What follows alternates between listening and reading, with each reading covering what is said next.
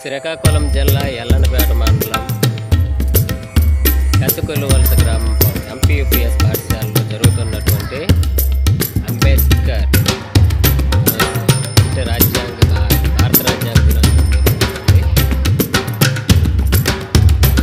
దాని సందర్భంగా కొంతమంది ఫ్రీడమ్ ఫైటర్స్ వ్యాసాలు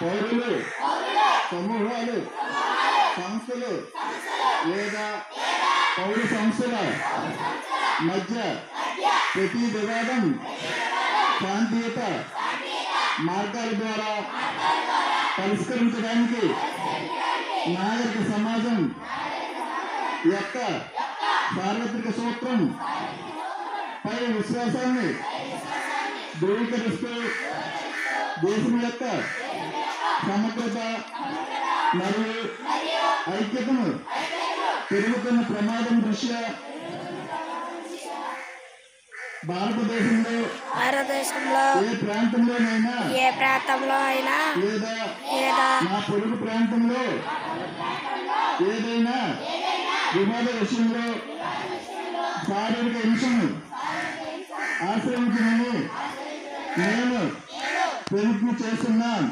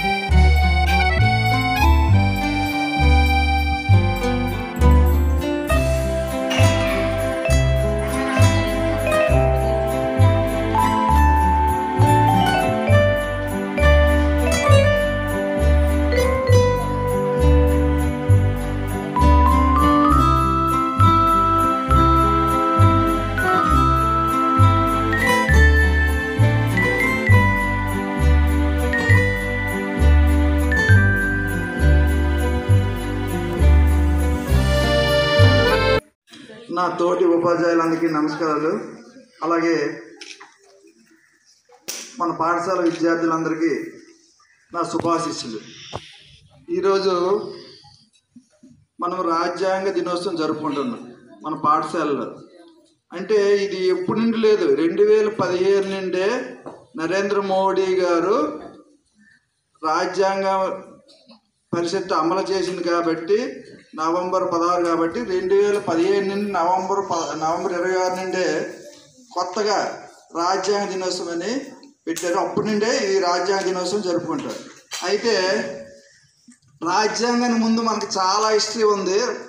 ముందు మనల్ని బ్రిటిష్ వాళ్ళు పరిపాలించారు. స్వాతంత్రం రాకముందు మనల్ని బ్రిటిష్ వారు పరిపాలించారు. అప్పుడు మనకి రాజ్యాంగం లేదు. వాళ్ళు బ్రిటిష్ పార్లమెంట్లో ఏవైతే చట్టాలు చేసాయో ఆ చట్టాల ప్రకారంగా మనల్ని పరిపాలించేవాళ్ళు.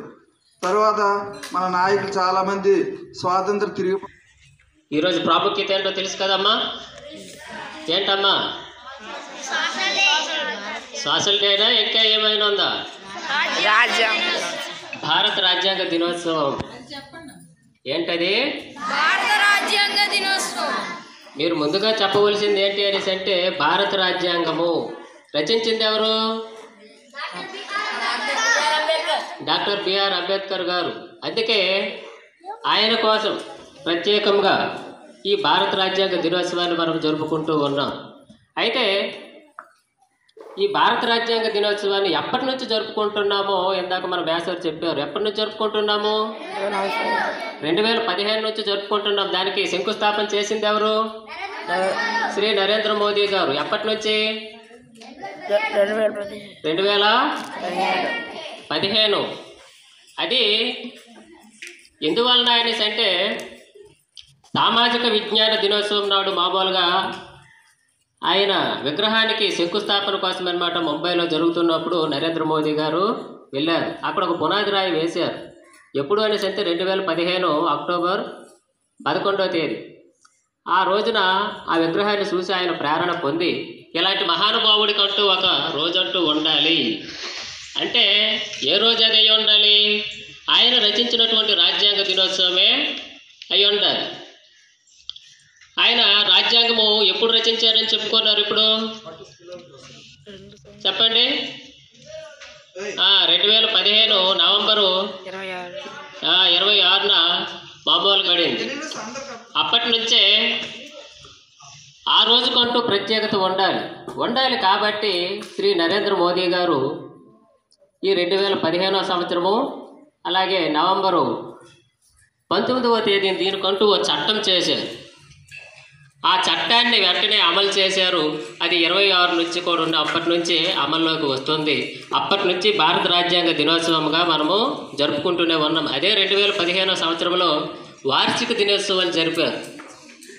ఆ వార్షిక దినోత్సవాలు అంటే సంవత్సరం అంతా కూడా ఉండే రాజ్యాంగ దినోత్సవమే జరిపారు. ఆ తర్వాత ఇలా సంవత్సరానికి ఒకసారి జరుపుతూ వచ్చారు. అయితే ఈ భారత రాజ్యాంగం రాయడానికి ముఖ్య కారకులు ఎవరని చెప్పుకోనమ్మా? డాక్టర్ బిఆర్ అంబేద్కర్ గారు. కానీ ఈ అంబేద్కర్ గారు అలాంటి మామూలుగా చెప్పొచ్చో లేదు తెలియదు కానీ ఆయన ఒక అట్టడుగు కులం వ్యక్తి. ఏంటది? అట్టడుగు కులం వ్యక్తి. ఒకప్పుడు మన భారతదేశాన్ని రాజు పాలనలో ఉండేది. మీరంతా బాగా తెలుసుకోవాలి విద్యార్థులు కాబట్టి. ఈ భారత రాజ్యాంగ దినోత్సవం ఎందుకు జరుపుకుంటున్నారు అనేసి అంటే అసలు ఈ రాజ్యాంగ దినోత్సవం ఎందుకు జరుపుకోవాలి? దీని యొక్క ప్రత్యేకత ఏంటి? దీని యొక్క అవశేషాలు ఏంటి? దాంట్లో ఉన్న విషయం ఏంటి? భారత రాజ్యాంగం అంటే అందరికీ రాజ్యాంగమే, కానీ అందులో ఉన్న విషయం ఏంటి అది తెలుసుకోవడం మీకు అవసరం. రాజ్యాంగం అంటే రాజ్యాంగమే, కానీ దాంట్లో ఏముంది, ఏం రచించారు అది తెలుసుకోవడం పిల్లలకు ఒక ప్రాముఖ్యతగా ఉంటుంది. ప్రతి ఒక్క పాఠశాలలో ఈ దినోత్సవం జరపాలి, ఒక కాలేజీల్లో జరపాలి, పాఠశాలలో జరపాలి. వాళ్ళకి దీని మీద డిబేట్లు పెట్టాలి, దీని మీద వ్యాసరచనలు పెట్టాలి అనేటటువంటి సదుద్దేశంతో దాంట్లో ఉన్న ప్రతి విషయాన్ని తెలుసుకుంటారు అనే ఒక ఉద్దేశంతో ఈ రాజ్యాంగ దినోత్సవం అనేది ప్రభుత్వం పెట్టింది. కాబట్టి దాని గురించి మీరు ఎంతైనా సరే కొంతైనా సరే తెలుసుకునే ఆవశ్యకత ఉన్నది. ఒకప్పుడు భారతదేశం రాజుల పాలనలో ఉండేది. ఎవరి పాలనలో ఉండేది? రాజుల పాలనలో ఉండేది. ఆ రాజుల పాలనలో ఉండేటప్పుడు మన భారతదేశానికి ఇలా కులాలు కానీ జాతులు కానీ లేవు, వర్ణాలు ఉండేవి. ఏముండేవి? వర్ణాలు. ఆ వర్ణాలు 4. 1 బ్రాహ్మణులు, 2 క్షత్రియులు, 3 వైశ్యులు, 4 శూద్రులు. ఇలా ఈ రకాలుగానే ఉండేది. కానీ ఇప్పుడు మనం అనుకుంటున్నటువంటి ఈ జాతులేమి ఉండేవి కావు. బ్రాహ్మణులు అనగానే ఏదో తల నుంచి పుట్టారు, వాళ్ళు మేధావులు, వాళ్ళు జ్ఞానాన్ని పంచేవాళ్ళు అనేటటువంటి ఒక నానుడి. అలాగే క్షత్రియులు అనగానే వాళ్ళు రాజ్యాన్ని ఏం చేస్తారు? కాపాడుతారు, యుద్ధాలు చేస్తారు. అలాగే ఈ బ్రాహ్మణులు ఏం చెప్తే అది యజ్ఞాలు యాగాలు అవన్నీ కూడా రాజ్యక్షేమం కోసం చేపిస్తారు. ఇది మాత్రమే ఉండేది. ఆ తర్వాత వైశ్యులు ఉన్నారు. ఈ వైశ్యులు ఏం చేసేవాళ్ళు? వాళ్ళు వ్యాపారాలు చేసేవాళ్ళు. వ్యాపారాలు చేస్తూ వ్యవసాయం చేస్తూ ఈ రాజ్యాన్ని అంటే ఈ క్షత్రియుల్ని ఆ బ్రాహ్మణుల్ని అందరిని కూడా పోషించేవారు. వాళ్ళ తర్వాత ఇంక ఉన్నది ఎవరు చెప్పండి? శూద్రులు. వైశ్యులు అయిపోయారు కదా, వాళ్ళ తర్వాత శూద్రులు. ఈ శూద్రులు అనేవాళ్ళు ఉన్నారు. వాళ్ళు దేనికి అనేసి అంటే వాళ్ళు కష్టపడడానికి, కేవలం కష్టజీవులు మాత్రమే. ఏంటది? కష్టజీవులు మాత్రమే. అంటే కష్టపడాలి, కష్టపడి ఈ మిగిలిన వాళ్ళందరినీ కూడా వాళ్ళు సేవలు చేయాలి. అంటే ఏంటి? అక్కడ నుంచి పుట్టింది ఈ కులం అనేది. అంటే ఇప్పుడు చాలామంది ఉన్నారు, మన రజక సోదరులు ఉన్నారు. అంటే ఏంటి? బట్టలు ఉతుకుతారు. మంగళ్ళు ఉన్నారు, వాళ్ళు ఏం చేస్తారు? క్షౌరాలు చేస్తారు, అలాగే గడ్డాలు గీస్తారు. ఇలా మేదరులు ఉన్నారు, వాళ్ళు ఏం చేస్తారు? ఈ తట్లు బొట్టలు అని ఇలా అవసరానికి తగ్గట్టుగా కత్తులు గడ్డలు అని ఇలా అవసరానికి తగ్గట్టుగా చాలామంది కూడా ఉండి ఈ వృత్తులు అనేవి చేసేవాళ్ళు. అప్పుడు ఎవరైతే ఏమైతే చేసేవాళ్ళో దాన్ని బట్టి వృత్తులు అనేవి ఏర్పడ్డాయి. ఆ వృత్తులు బట్టి ఏర్పడి ఇప్పుడు కులాలు కూడా అక్కడి నుంచే వచ్చాయి. ఆ కుండలు చేసావా కొమ్మరి, ఆ బట్టలు ఉతికావా చాకలి, ఆ గడ్డలు గీసావా మంగలి, ఇలా డివైడింగ్ అనేది ఏర్పడింది. ఆ తరువాత ఇంకా ఆ వయస్సుల్లో కూడా ఆ శూద్రుల్లో కూడా ఇంకా అట్టడుగు స్థాయి వాళ్ళే ఎవరు అనేసి అంటే పంచములు. ఎవరు? ఈ శూద్రులు కనీసం పాదాల నుంచైనా పుట్టారేమో కానీ ఈ పంచములు అయితే మరీ తీరాక ఈ కాలు ఉంది కదమ్మా, హరికాలు, దాని నుంచి పుట్టారు. వాళ్ళు పూర్తిగా ఇంకా అంటరాని వాళ్ళు. వీళ్ళు ప్రతిదానికి కూడా అనర్హులు అనేటటువంటి ఒక నానుడు ఉండేది అప్పట్లో. ఈ హరిజనులు ఎక్కడికి వెళ్ళినా సరే ఒక మూతికి ఆ వీధంటే నడిస్తే ఆ మూతికి ఏమో కొండలు కట్టేయడం, అంటే తుమ్మితే అదంతా మైలు పడిపోద్దని, అలాగే వెళ్తే ఆ వెనక్కి ఒక తాటిమాట కట్టేయడం, అంటే ఆ తాటిమాటతో ఇదంతా ఊడ్చుకొని వెళ్ళిపోద్దని, ఇలాంటివి ఉండేవి. భయంకరమైనటువంటి రోజులు. ఎక్కడ ఏ చెరువులో కూడా నీరు తాగడానికి లేదు, ఎక్కడ ఏ నూతిలో కూడా నీరు తాగడానికి లేదు. ఇలాంటి భయంకరమైన రోజులు అవి. అలాంటి భయంకరమైన రోజుల నుంచి ఈరోజు మనం ఈ స్థాయికి వచ్చామంటే అది నిజంగా ఈ మహానుభావుడు పుణ్యమే.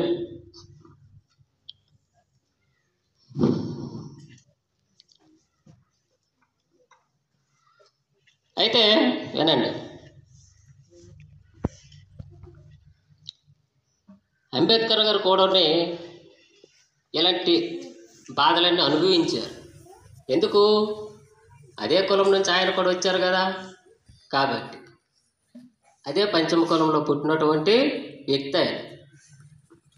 పాఠశాలకు వెళ్తే ఎన్నో అవమానాలు జరిగేవి. అందరికీ పాఠశాలలో ప్రవేశం ఉండేది, ఈయనకి మాత్రం పాఠశాల బయట ఉండేది, లోపలికి రానిచ్చేవాళ్ళు కాదు. అలాగే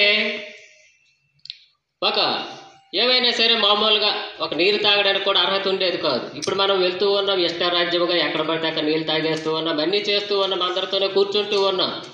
కానీ ఆ రోజుల్లో ఆయన చదువుకునే రోజుల్లో అది ఉండేది కాదు.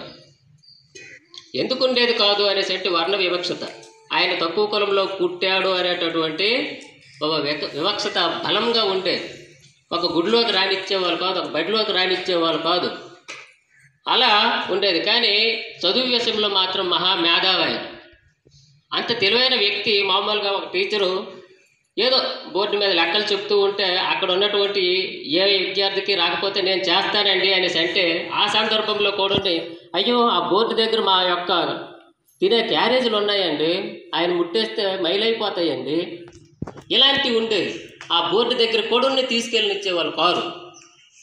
అప్పటి నుండి అంబేద్కర్ గారిలో మనసులో బలమైనటువంటి ఒక ముద్ర ఏర్పడిపోయింది. ఏంటది? ఏ చదువు ద్వారా అయితే నేను అవమానించబడుతున్నానో అదే చదువు ద్వారా ఈ దేశాన్ని ఏదో ఒక రోజు ఒక గైడ్లో పెడతాను అంటే ఏం చేయాలి? నేను బలంగా చదవాలి. ఏ చదువు ద్వారా అయితే అవమానించబడుతున్నానో అదే చదువు ద్వారా ఈ దేశం యొక్క దిశ మొత్తం మార్చాలి అని డిసైడ్ అయ్యాడనమాట. అలా డిసైడ్ అవుతూ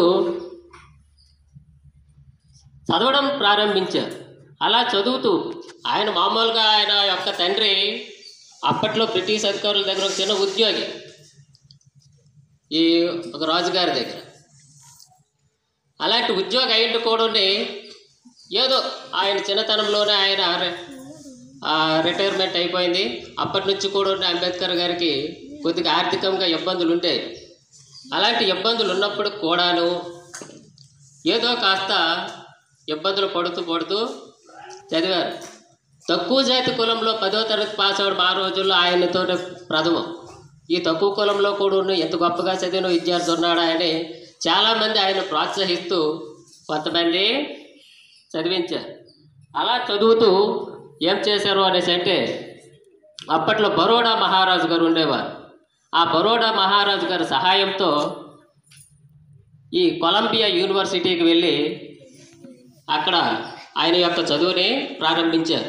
వెళ్ళడం అయితే వెళ్ళారు, కానీ ఆయనతో ఒక ఒప్పందం అంటూ కుదుర్చుకున్నారు. ఏంటో ఒప్పందం అనేసి అంటే, నీవు అక్కడ చదువు అయిపోయిన వెంటనే మా దగ్గర ఒక 10 సంవత్సరాలు పనిచేయాలని కాంట్రాక్ట్ కూడా కుదుర్చుకున్నారు. అక్కడ పెద్ద చదువులు చదివారు, డిగ్రీల మీద డిగ్రీలు చేశారు. అయినప్పటికీ కూడా అక్కడ మొట్టమొదటిసారిగా స్వేచ్ఛ అంటే ఎలా ఉంటుందో చూశారు. అక్కడ అమెరికాలో ఇలాంటి భేదం ఏమీ ఉండేది కాదు. మన దేశం యొక్క పరిస్థితి వేరు, అక్కడ ఉన్నటువంటి పరిస్థితి వేరు. ఇక్కడ తాలూకు ఎక్కడో మొత్తం చూసి స్వేచ్ఛ అంటే ఇలా ఉంటుంది, మనిషి అంటూ ఉంటే ఇలా ఉండాలి, ఇలా కదా మనిషి అంటూ ఉండాలి. భారతదేశంలో ఏంటి ఇన్ని అడ్డుగోడలు, ఇన్ని గీతలు, ఎక్కడికి వెళ్తే కులము, ఎక్కడికి వెళ్తే మతము, ఇలాంటివన్నీ ఉన్నాయి, ఇలా కదా మనం బతకాలి అని అక్కడ ఆయన అనుకున్నాడు. అక్కడి నుంచి వచ్చారు. వచ్చిన తర్వాత ఎలా జరిగింది మరి? ఒప్పందం ప్రకారం ఎక్కడైతే ఉద్యోగం అయితే చేయాలి కదా. ఆ బరోడా మహారాజు గారు పెద్ద ఉద్యోగమే ఇచ్చినప్పటికి కూడా ఉన్నాయి. ఈయన యొక్క కుల వివక్షత వలన అప్పుడు కూడా ఉన్నాయి, ఈయనకి వివక్షత అనేది ఉండేది. ఒక చిన్న క్లర్క్ ఉద్యోగం కూడా ఒక చిన్న ఫైల్ అడిగితే ఇలా ఇసిరేసేవాళ్ళు అన్నమాట. ఎందుకు అనేసి అంటే ఆయన తక్కువ కులం వాడు. ఇలా ప్రతి దగ్గర అవమానించబడుతుండడం, ఎక్కడ అతనికి ఒక ఇల్లు కూడా అద్దెకు దొరకపోవడము. ఎందుకు అనేసి అంటే ఈయన తక్కువ కులం వాడని తెలిసి వెంటనే ఏం చేసేవాళ్ళు అనేసి అంటే అక్కడి నుంచి పంపించేసేవారు. ఇలా అడుగడుగున వివక్షత. దీన్ని ఎప్పటికైనా రూపుమాపాలని వెంటనే అక్కడ ఉద్యోగం మానేశాడు. రాజీనామా వెంటనే చేసేసి మళ్ళీ బయటకు వచ్చాడు. బయటకు వస్తే మరి డబ్బులు ఉండవు కదా. ఆ రకంగా కూడా ఎన్నో ఇబ్బందులు పడుతూ, ఎన్నో అవరోధాలను ఎదుర్కొంటూ తన యొక్క జీవనాన్ని సాగించాడు. అప్పటికీ ఇంకా ఈ కుల వివక్షత అనేది ఎక్కువగా అయిపోతూ ఉండడం వలన ఆయన ఇంకా లాభం లేదంటూ కొన్ని ఉద్యమాలు చేశాడు. ఆ ఉద్యమమే మొట్టమొదటిసారిగా 1927లో అప్పుడు బ్రిటిష్ వాళ్ళ హయాంలో అందరూ కూడా స్వాతంత్రం కోసం చేస్తే ఈయన మాత్రము ఈ కుల వివక్షత కోసమే చేసేవారు. ఆ చెరువులో నీళ్లు తాగడం కోసము ఒకసారి మొత్తం అందరితోనూ పోగేసుకుంటూ ఒక ఉద్యమం లేవదీసి మొట్టమొదటిసారిగా ఆ చెరువులో నీళ్లు తాగడానికి హక్కు సాధించాడు. హక్కు అయితే సాధించాడు, కానీ ప్రతి ఒక్కరికి భయమే. తాగితే ఏమవుతుందో, ఈ అగ్రవర్ణాల వాళ్ళు ఏం చేస్తారో అదో భయం ఉండేది. ఆ భయాన్ని అనమాట ఈయన ఏం చేశాడు, పోగొట్టడం కోసం ముందుగా ఈయన అడుగు వేసి అందులో నీళ్ళు అనమాట తాగాడు. తాగి ఎప్పుడైతే తాగి చూపించాడో అందరూ కూడా వెళ్ళారు, తాగారు, మొత్తం ఆయన చూసి ప్రేరణ పొందారు. ఆ తర్వాత కొన్ని నూతుల్లో నీళ్ళు ఇలా తాగుతూ ఒక ఉద్యమాన్నే లేవదీశాడు ఆయన. ఆ ఉద్యమంతో సరిపోదు, ఎక్కడికి వెళ్ళినా సరే ఇంకా జనాలకి ఏదైనా సరే మేలు చేయాలి. ఏం చేయాలి తెలియదు అంటే ఏం చేయాలి, ఇక్కడ అట్టడుగు వరకు ఉన్నటువంటి ప్రజల్ని కూడా మనం ఏం చేయాలి అనేసి అంటే అందరితో సమానం చేయాలి. అలా చెయ్యాలి అంటే ఇంకా ఏదో కావాలి అంటూ ప్రతి క్షణం ఉద్యమాలు చేస్తూనే ఉన్నాడు ఆయన. అలా ఉద్యమాలు చేస్తూ ఆఖరికి గాంధీ గారి నినాదాలు నచ్చగా ఆయనదొక ద్వారాని ఈయనదొక ద్వారాని, కొన్ని నచ్చేవి కొన్ని నచ్చేవి కావు. అలా ఉండేవి వ్యవహారాలు. ఉంటే అప్పట్లోనే మామూలుగా ఈయన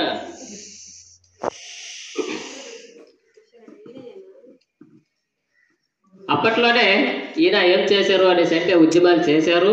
చేసిన తర్వాత భారతదేశంలో బాగా చదువుకునే వ్యక్తి ఎవరు అనేసి అంటే మరి అంబేద్కరే కదా. అన్ని భాషల్లోనూ ఈయనకు కొంచెం ప్రావీణ్యత ఉండేది. ఒక దేశంలో ఉన్నది అర్థం చేసుకొని మిగిలిన భాషల్లోకి రాయాలి అనేసి అంటే కొంచెం అవగాహన అనేది కావాలి. కాబట్టి ఆయన కూడా రాజ్యాంగ ముసాయిదా కమిటీకి ఎంపిక చేశారు. ఆ కమిటీలో చాలామంది వృద్ధులు, అలాగే కొంతమంది అనారోగ్యంతో ఉన్నవాళ్ళు, మరి కొంతమంది రాజకీయ రీత్యా ఉన్నవాళ్ళే, ఎవరు అందుబాటులో లేరు. కాబట్టి ఆయనకి రాసే అవకాశం వచ్చింది. అప్పటికి కూడా రాజ్యాంగం అయితే రాసే అవకాశం వచ్చింది. ఎలా రాయాలో తెలియదు, దాని మీద అవగాహన అంటూ లేదు. అవగాహన కావాలంటే ఏం చేయాలి, ప్రతి దేశం వెళ్ళి అక్కడ ఉన్న విషయం ఏంటో తెలుసుకోవాలి అనేసి అంటే మరి చాలా ఖర్చుతో కూడుకున్న పనే కదా. అలాగే అలసటతో కూడుకున్న పని. అలా ఇంచుమించుగా 60 దేశాలు తిరిగారు ఆయన. అలా 60 దేశాలు తిరుగుతూ ఏ దేశంలో ఏ విషయం ఉన్నది, ఏ దేశంలో ఏ చట్టం ఉన్నది, ఏ దేశంలో ఏ విషయం మంచిది, ఇది ఎంతవరకు ఉపయోగపడుతోంది అనే విషయాన్ని ప్రతి దేశం నుంచి సేకరించి ఇక్కడ ఒక రాజ్యాంగాన్ని రచించడం అనేది జరిగింది. అలా సేకరిస్తూ అలా రాయడానికి ఎన్ని రోజులు పట్టిందని ఇందాక మేసర్ చెప్పారు మనకి. 2 సంవత్సరంలా 11 నెలల 18 రోజులు పట్టింది. 2 సంవత్సరంలా 11 నెలల 18 రోజులు పట్టింది. అయితే మనకు స్వాతంత్రం వచ్చింది ఎప్పుడు వచ్చింది? 1947లో వచ్చిన తర్వాత మనకు రాజ్యాంగం అవసరం. కానీ అది ఎలా అవసరము అంటే ఆ రాజ్యాంగం అమల్లోకి వచ్చిన తర్వాత ఆయన ముందే ప్రమాణం చేశారు. ఏమని చేశారా? ముందు రోజు మనకి 26న అది అమల్లోకి వస్తే 25న ఒక సమావేశం అనేది జరిగింది. ఆ సమావేశంలో ముందుగానే అప్పుడు మీకు కాలజ్ఞానం ఎవరు రచించారు అనేసి అంటే వీర బ్రహ్మేంద్ర గారి పేరు చెప్తారు కదా. ఇప్పుడు భారతదేశంలో జరిగేటటువంటి విషయాలు, ముందు జరగబోయే విషయాలు కాలజ్ఞానం ద్వారా ఆయన ఎలాగైతే చెప్పారో ఈయన కూడా నా ముందు రోజే నేను రాజ్యాంగం అయితే రచించాను, కానీ దాని యొక్క కాలజ్ఞానం అన్నట్టు ముందే ఆయన చెప్పారు. నీవు ఏ విషయాన్నైనా మంచికి వాడితే మంచిగా ఉపయోగపడుతుంది, చెడుకు వాడితే చెడుగానే ఉపయోగపడుతుంది. రాజ్యాంగం అయితే నేను రచించాను, కానీ ఆ రాజ్యాంగం ఎలా ఉపయోగపడాలి? మంచికి ఉపయోగపడాలి, చెడుకి ఉపయోగపడకూడదు. కానీ ఈ రాజ్యాంగం ద్వారా మంచి కన్నా చెడే ఎక్కువ ప్రభావం చూపిస్తుంది. ఎందుకు అనేసి అంటే రాబోయే నాయకులు అందరూ కూడా స్వార్థపరులు. ఎప్పుడైతే ఒక దేశం భారత రాజ్యాంగం మతం మీద ఆధారపడుతుందా, లేకపోతే మతం రాజ్యాంగం మీద ప్రభావం చూపుతుందా? మతాన్ని బట్టి ఏదైతే ఎక్కడైతే నడుస్తుందో అక్కడ రాజ్యాంగం పనిచేయదు. ఏ నాయకుడైతే రాజ్యాంగాన్ని అనుసరించి ఏ మతం వారికైనా సమానంగా చూసుకొని వెళ్తాడో అక్కడ మాత్రమే ఈ రాజ్యాంగము పనిచేస్తుంది అంటూ ఇలా మతాన్ని అనుసరించుకోదు. ఏ నాయకుడైతే ఎక్కడైతే హీరోల పూజింపబడతాడో అప్పుడు కూడా ఈ రాజ్యాంగం పెడదవ పెట్టే ప్రభావం ఉన్నది. ఎందుకు? రాజ్యాంగం అనేది చట్టాలను అనుసరించి జరగాలి, న్యాయశాస్త్రాన్ని అనుసరించి జరగాలి.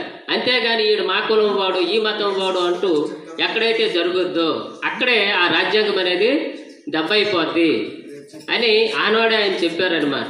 ఈరోజు కూడా మనం చూడండి, ఎంతమంది ఉన్నారు, ఎంతమందికి ఆయన కల్పించినట్టు చాలామంది అనుకుంటారు మా కోసం ఏం చేసేట్లే, ఆయన మామూలుగా ఎప్పుడు వాళ్ళ పేదల కోసమో, లేకపోతే ఏ బడుగు బలహీన వర్గాల కోసమో, లేకపోతే వాళ్ళ అట్టడుగు జాతి వర్గాల కోసమో ఏదో చేసి ఉంటాడు తప్ప ఆయన మా కోసం ఏమీ చెయ్యలేదు అని అయితే అనుకుంటారు.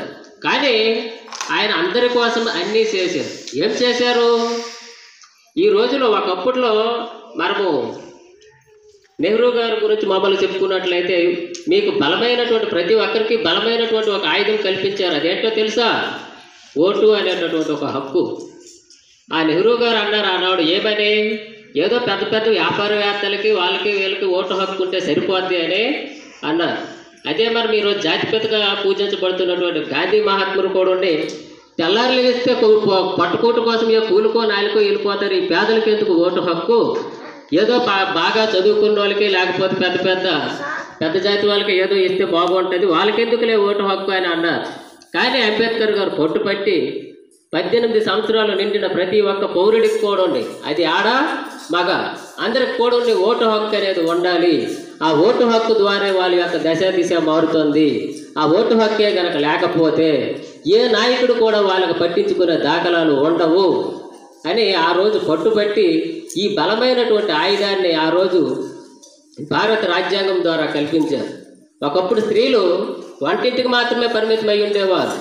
వారికి ఏ చదువు ఉండేది కాదు, ఎక్కడ ఒక రిజర్వేషన్ ఉండేది కాదు. కానీ అలాంటి స్త్రీలకు కూడా ఈ సమాజంలోకి రాణించడం కోసం వాళ్ళు కూడా ఏ వంటింటికో పరిమితం కాకుండా చదువుకోవడానికి అవకాశాలు కల్పిస్తూ ఏం చేశారు? అదే భారత రాజ్యాంగం ద్వారా రిజర్వేషన్ కల్పించారు. ఈ మామూలు సమాన ప్రభుత్వంలో మామూలుగా అబ్బాయిలకు ఒక రిజర్వేషన్ ఉంటే ప్రత్యేకించి అమ్మాయిలకు ఒక రిజర్వేషన్, రాజ్యాలు ఏలడానికి, ఉద్యోగాల్లో మీ యొక్క భవితను సాగించడానికి, ఇలా ప్రత్యేకించి ఎన్నో విషయాల్లో స్త్రీలకు కూడా ఉన్న సమాన హక్కులు కల్పిస్తూ, సమాన హక్కులే కాదు యొక్క ప్రత్యేక హక్కులు. ఇప్పుడు ఉద్యోగాలు చేసిన తర్వాత వాళ్ళకు ఒక 6 మాసాల సెలవులు అవి కూడా కల్పించింది అప్పట్లోన ఈ అంబేద్కర్ గారి పుణ్యమే. కానీ చాలామంది ఆయన చేసిన సేవలకు ఆయన మా కోసం ఏం చేసేట్లు, ఏదో పెద్ద జాతులకు తక్కువ జాతులకు చేసి ఉంటాడు, మాకు చేసింది ఏమి ఉండదు అని చాలామంది అయితే అనుకుంటారు. కానీ ఇది ఆయన చేసినటువంటి సేవలు. దేని ద్వారా? ఆయన రాసినటువంటి రాజ్యాంగం ద్వారా. ఉన్నవాడు ఉన్నట్టు ఉంటే లేనివాడు ఎలా ఉండాలి? ఆయన కాపాడేది ఏంటి? న్యాయశాస్త్రం. శాసనసభ ఉంటే, కార్యనిర్వాహక శాఖ ఉంటే వాళ్ళు చేసినటువంటి అల్లర్లని కట్టుదిట్టం చేసి రూపుమాపడానికి న్యాయశాస్త్రం అంటూ ఒకటి ఉండాలి అంటూ ఆ న్యాయశాస్త్రం ద్వారా ప్రతిదీ కూడా రాజ్యాంగ పరిపాలన అనేది జరగాలి అంటూ ప్రతి ఒక్క దాన్ని కూడా తీసుకొచ్చి ఆయన ఈ భారత రాజ్యాంగాన్ని అనుసరించి పరిపాలన జరగాలంటూ ఈరోజు మనకు ఒక ప్రాముఖ్యతను కల్పించారు. అది ఈ భారత రాజ్యానికి ఉన్నటువంటి గొప్పతనం. అలాంటి భారత రాజ్యాంగాన్ని మనకి అందించినటువంటి ఈ మహానుభావుడికి మరొక్కసారి అందరము ప్రత్యేక ధన్యవాదాలు తెలియజేసుకుంటూ ఒకసారి ఘనంగా క్లాప్.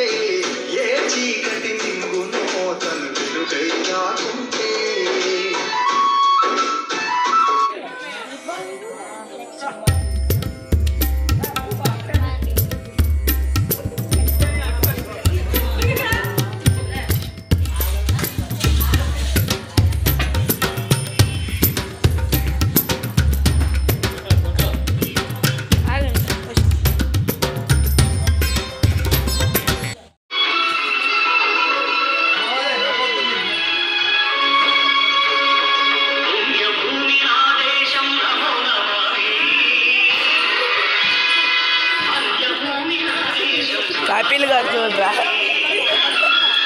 భర్త కపిల్ గారు చూడ